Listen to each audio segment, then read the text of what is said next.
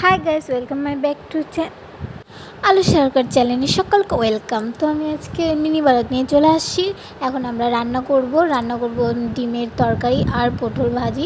সকালে কিছু রান্না হয়েছিল আর এখন বসিয়ে দিয়েছি রান্না, সেটা হয়ে গেছে প্রায় রান্না। এখন ডিমগুলো ঝেড়ে দিয়ে নামিয়ে নেব।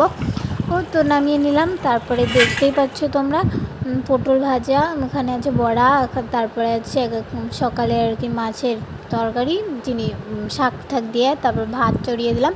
এখন এসেছি ঘরে জামা কাপড় গুছিয়ে একদম বিছানার ঘর পুরো গুছিয়ে নিলাম।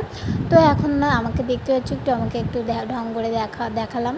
তারপরে কি সব ঘর গুছিয়ে এখন আমি একটু আয়নার সামনে একটু ঢং করছিলাম, ঢং করে তারপরে জামা কাপড়গুলো ঢুকিয়ে তো চলে যাব।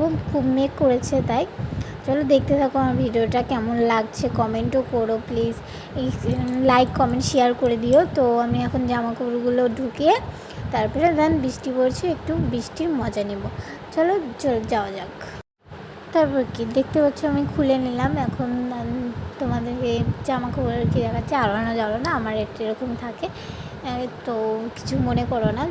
আমরা ঢুকিয়ে রেখে দিলাম সব জিনিস।